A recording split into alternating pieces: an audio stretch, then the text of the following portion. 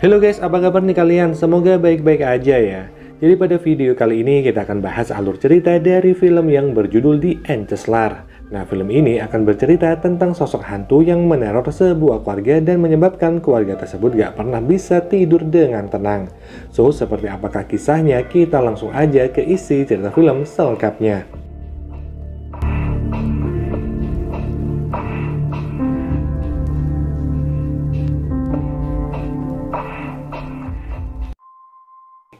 Di awal cerita terlihat seorang bocah perempuan bernama Yen. Yen yang saat itu sedang bermain di kamar kemudian didatangi ibunya, di mana ibunya bertanya kenapa Yen membuka tirai jendelanya. Yen pun menjawab kalau dia takut dengan kegelapan, tapi setelah itu sesuatu yang aneh terjadi, di mana si ibu tiba-tiba berlari dan menghilang. Yang ternyata itu semua hanya mimpi. Siang itu mereka bertiga sedang menuju ke suatu daerah di perkampungan, di mana si ayah yang bernama Atan mengajak kedua putrinya yaitu Lin dan Yen. Mereka akan tinggal di sebuah rumah di sana yang mana istri Atan yang juga ibu dari kedua putrinya udah meninggal 1 tahun yang lalu.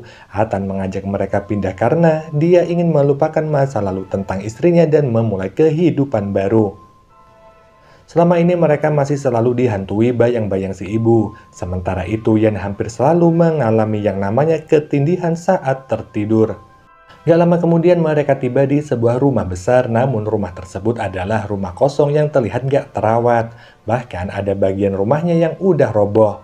Di mana Atan mengatakan kalau ini adalah rumah orang tuanya. Sebelum membereskan rumah, Atan mengajak Lin dan Yen untuk berdoa terlebih dulu pada kakek dan nenek mereka. Untungnya Atan ini memiliki 2 anak yang gak manja dan gak rewel. Mereka berdua bisa hidup sederhana dan tinggal di rumah tua tersebut. Di malam itu saat Atan membereskan barang-barang bawaannya yang akan disimpan di gudang atas, Atan melihat kembali barang-barang peninggalan mendiang istrinya. Atan kemudian kembali teringat ke masa lalu di saat istrinya masih hidup. Malamnya saat semua telah tidur, Lin terbangun dari tidurnya dan pergi ke kamar mandi. Yang mana Lin melihat seperti ada bayangan yang melintas di hadapannya, tapi Lin gak begitu menghiraukannya. Namun penampakan tersebut malah terlihat semakin jelas, yaitu sosok hantu yang ada di pojokan. Tiba-tiba pintu ruangan lain tertutup dengan sendirinya, di mana Lin memberanikan diri untuk menghampiri ruangan itu. Namun ternyata Lin melihat Yen yang sedang berdiri dalam keadaan tidur. Lin segera membangunkan Yen dan setelah Yen terbangun, Yen merasa ketakutan. Untungnya Atan segera datang dan menenangkan Yen. Di mana Yen bercerita bahwa dia bermimpi tentang kedatangan ibunya. Tapi mimpi tersebut bukanlah mimpi yang indah, justru Yen malah bermimpi melihat saat dimana ibunya itu meninggal dan mimpi tersebut terus aja berulang-ulang terjadi pada Yen. Inilah salah satu alasan Atan membawa mereka pindah ke rumah yang sekarang, karena Atan ingin menghilangkan gangguan mimpi buruk yang dialami Yen. Kali ini Yen bercerita kepada kakaknya soal mimpi yang dialaminya semalam.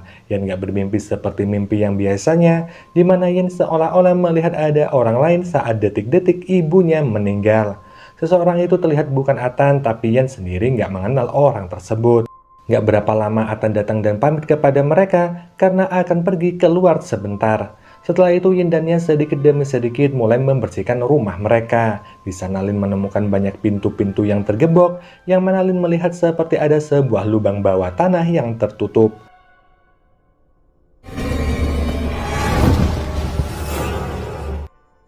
Lin kembali melihat sosok hantu yang sama itu lagi. Gak lama kemudian datang seorang wanita ke rumah mereka dan dia bernama Hana. Hana mengaku sebagai guru lesnya Lin dan juga Yen, di mana Hana telah mengetahui banyak hal soal apa yang terjadi kepada Yen. Hana tahu jika Yen selalu mengalami gangguan saat sedang tidur, dan kebetulan banget Hana juga lulusan kuliah untuk jurusan psikolog. Hana berniat memberikan terapi kepada Yen agar Yen gak lagi mengalami gangguan tidur. Hana lalu memberikan sebuah boneka kepada Yen untuk menemani Yen saat dalam tidurnya. Hana bercerita jika dulu saat Hana masih kecil, dia selalu ditemani oleh boneka tersebut. Gak lama kemudian Atan akhirnya datang dan mengajak Lin serta Yen untuk melihat kejutan yang telah dia siapkan. Ternyata Atan telah mendekorasi kamar Lin serta Yen menjadi lebih bagus dan layak untuk mereka tempati. Setelah beberapa saat kemudian, Yen yang sedang tidur siang tiba-tiba kembali mengalami gangguan tidur. Hana yang masih ada di sana meminta agar Lin gak membangunkan Yen secara mendadak karena itu akan membuat Yen menjadi shock. Lin harus menunggu Yen bangun dengan sendirinya, dan di saat mereka menunggu Yen terbangun, terlihat ada bayangan hitam yang langsung membangunkan Yen. Malamnya saat semuanya udah tertidur lelap, dalam tidurnya Lin merasa seperti akan ada yang mencoba mengganggunya. Untungnya Lin segera terbangun dan mencuci mukanya. Namun saat akan kembali ke kamar, Lin mendengar ada suara tertawa dari sosok penampakan dan terlihat masuk ke kamar Yen. Dan di sana dia juga melihat hantu tersebut sedang menindih Yen. Lin pun langsung menceritakan kepada ayahnya tentang kejadian semalam, yang ternyata si ayah nggak kaget jika Lin melihat adanya penampakan tersebut. Justru ayahnya ini meminta agar Lin nggak menceritakannya kembali kepada Yen agar Yen nggak menjadi ketakutan. Di malam berikutnya, kini gangguan tidur pada Yen justru semakin sering terjadi. Di dalam mimpinya yang diperlihatkan sesosok yang menyerupai Hana, di mana Lin merasa aneh jika ada Hana dalam mimpinya, dan kemudian Hana datang serta mencoba memberikan penjelasan soal mimpi yang dialami oleh Yen. Namun di sini Lin justru merasa kini keadaan Yen malah semakin memburuk sejak kepindahan mereka ke sini. Dan mimpi yang dialami Yen seakan seperti nyata karena terlihat ada bekas luka memar di dadanya. Di mana Hana beralasan jika Yen yang sedang bermimpi buruk gak sengaja melukai diri sendiri saat berusaha untuk bangun dalam mimpinya. Lin yang merasa curiga kepada Hana pun pergi keluar, di mana Lin dan juga Yen curiga soal ayahnya yang dekat dengan Hana. Mereka sempat berpikir kalau Hana ingin menjadi ibu tiri mereka. Lin mengajak Yen untuk mengintip ayahnya dengan Hana yang masih berada di dalam rumah. Mereka pun nekat naik pohon untuk mendengar pembicaraan ayahnya bersama Hana. Tiba-tiba mereka dikagetkan oleh sosok penampakan nenek-nenek, di mana Yen pun terjatuh karena kaget, tapi untungnya Yen ini nggak terluka. Tapi ternyata tempat Yen terjatuh adalah sebuah lubang. Yen pun terperosok ke dalam lubang tersebut, di mana Atan yang mengetahui hal itu memarahi Lin karena ceroboh dan gak bisa menjaga adiknya. Lubang tersebut sangat dalam, bahkan butuh orang banyak untuk mencari Yen di dalam sana. Sampai pada malam hari mereka semua belum berhasil menemukan Yen, di mana Lin sangat shock dan merasa bersalah karena kejadian yang menimpa Yen. Saat itu Lin memegang boneka pemberian Hana tempo hari sambil berharap Yen bisa ditemukan. Namun Lin merasa ada yang aneh di mata bonekanya, di mana di sisi lain ternyata Yen masih hidup. Yen berjalan di kegelapan sambil meraba-raba dinding tanpa tahu apa yang ada di hadapannya. Sampai-sampai Yen gak sengaja memegang tangan seseorang, dan entah siapa orang tersebut, tapi yang jelas orang itu terlihat seperti orang yang gak sadarkan diri.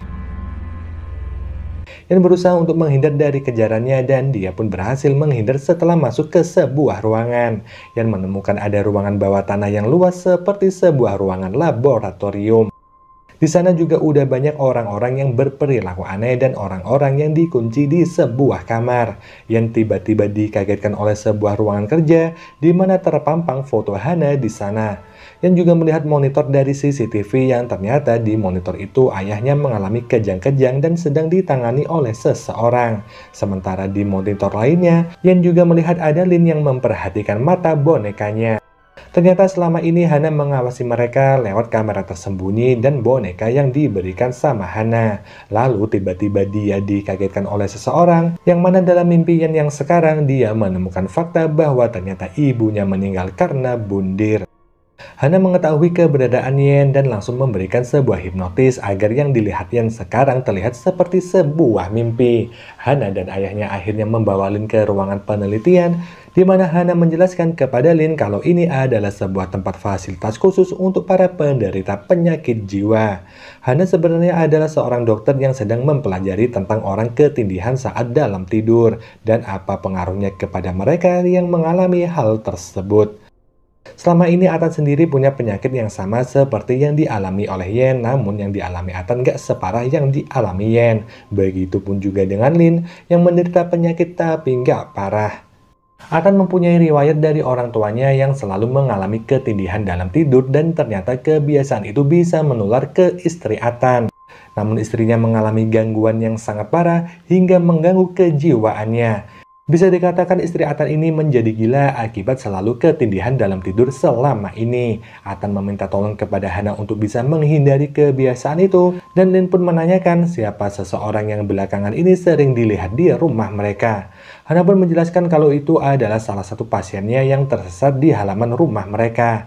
Dahulu kala di dekat rumah mereka ada sebuah pelabuhan untuk warga lokal, di mana rumah mereka ini bisa menembus ke pelabuhan tersebut. Dan seiring berjalannya waktu, pelabuhan tersebut Hana jadikan sebagai fasilitas penelitian.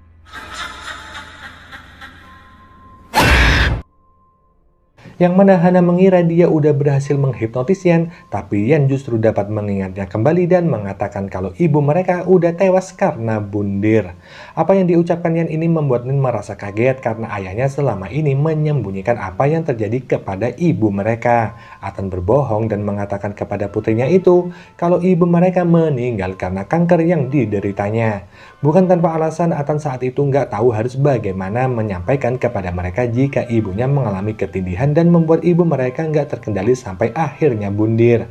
Atan dan Hana merasa gagal menyelamatkan ibu mereka, di mana Atan sengaja membawa Yan kepada Hana agar dia bisa diobati.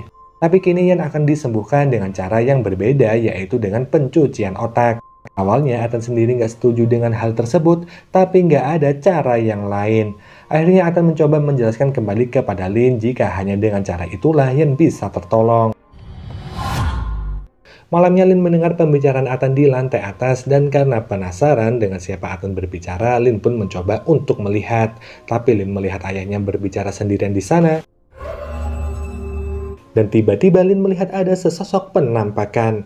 Di keesokan harinya Lin sedang bersantai di ayunan dan gak kerasa Lin udah tertidur di ayunan itu. Namun tiba-tiba Lin ini merasakan ketindihan, di mana Lin gak bisa menggerakkan tubuhnya meskipun saat itu Lin udah terbangun. Tapi untung aja yang datang membantu, yang ternyata iblis yang dilihat oleh Lin sama dengan yang dilihat oleh Yen. Lin dan Yen akhirnya meminta kepada ayahnya untuk kembali ke kota ke rumah mereka yang dulu. Lin dan Yen udah nggak mau lagi tinggal di rumah yang sekarang karena di sana ada setan yang mengganggu keluarga mereka. Namun Atan nggak ingin kembali ke rumah yang dulu lagi karena di sana banyak kenangan bersama istrinya. Atan memaksa Lin dan juga Yan untuk tinggal di rumah yang sekarang sampai pertengkaran pun terjadi di antara mereka. Lin menuduh jika ayahnya lah yang udah membuat ibu mereka meninggal dan ayahnya selalu memaksakan agar mereka dekat dengan Hana. Sampai mereka menganggap kalau Hana akan menjadi pengganti ibu mereka. Atan gak bisa lagi menahan amarahnya, di mana Atan ini dengan gak sadar ingin melukai Lin. Kini Atan telah menutup tangga menuju ke lantai atas, sedangkan di sisi lain Lin berkemas dan mengajak Yan untuk pergi dari rumah itu. Lin menganggap kalau ayahnya udah nggak menyayangi mereka lagi, di mana Lin sempat ingin menemui ayahnya sebelum pergi, dan dia pun mendobrak pintu untuk menuju lantai atas. Namun Lin justru melihat ayahnya terduduk di kursi dan di sana terlihat ada foto ibu mereka. Ayahnya berkata kalau saat ini dia sedang merasa senang karena dia udah bertemu dengan istrinya lagi. Si iblis ini ternyata udah merasuki tubuh Atan dan karena hal itulah Lin mencoba untuk menyadarkan ayahnya kalau ibunya udah meninggal. Namun Atan bersikeras jika sekarang si ibu akan kembali tinggal bersama dengan mereka. Dan Atan juga mengatakan jika sekarang ibunya ada di ruangan itu. Mendengar perkataan ayahnya ini, Lin pun semakin ketakutan. Hingga tiba-tiba si iblis mengajak Atan untuk melakukan bundir. Bunuh diri. Setelah hampir kehabisan nafas, Lin pun berhasil memotong talinya. Akhirnya Lin pergi dan memanggil Yan yang berada di bawah namun gak ada jawaban. Setelah gak menemukan Yan, Lin pun segera pergi dan mengajak Hana untuk mencari keberadaan Yan. Di lantai atas Hana menemukan Atan yang udah dipengaruhi oleh iblis, di mana dalam pendengaran Atan dia mendengar suara bisikan dari istrinya. Hana terus berusaha untuk mengembalikan ingatan Atan, di mana Hana mencoba mempengaruhi pikiran Atan. Tapi alih-alih akan berhasil, justru Hana ini malah terjatuh terkena pukulan dari Atan. Tiba-tiba ada sesuatu yang menarik Hana dan Atan pun berhalusinasi seolah istrinya masih hidup. Iblis yang menyerupai istrinya itu meminta kepada Atan membawa kembali kedua putri mereka agar mereka bisa kembali bersama-sama. Sekarang Atan pun mencari Yan dan membawanya, namun Lin berusaha untuk menyadarkan ayahnya yang akan melakukan bundir tersebut. Di saat Lin udah nggak bisa lagi menahan ayahnya, arwah asli dari sang ibu menampakkan diri. Sang ibu meminta Ethan untuk kembali dan memperbaiki keadaan, dan karena Ethan pun mulai berusaha melawan pengaruh si iblis, akhirnya Ethan pun berhasil tersadar dan kembali turun. Namun si iblis gak membiarkan Ethan selamat, dan kini Ethan pun harus berhadapan dengan si iblis. Si iblis dan Ethan pun terjatuh, tapi Ethan masih diberikan keselamatan. Walaupun kini kondisinya terluka, Ethan masih hidup. Sekarang Ethan dan kedua anaknya kembali ke rumah mereka yang ada di kota, di mana Ethan menjadi ayah sekaligus ibu bagi kedua anaknya itu. Di mana setelah kejadian tersebut, keluarga mereka udah nggak lagi mengalami gangguan tidur. Ternyata selama ini gangguan tidur itu adalah ulah si iblis yang menindih saat mereka tertidur. Namun kini gangguan tersebut malah berpindah kepada Hana. Yang lalu film ini pun berakhir.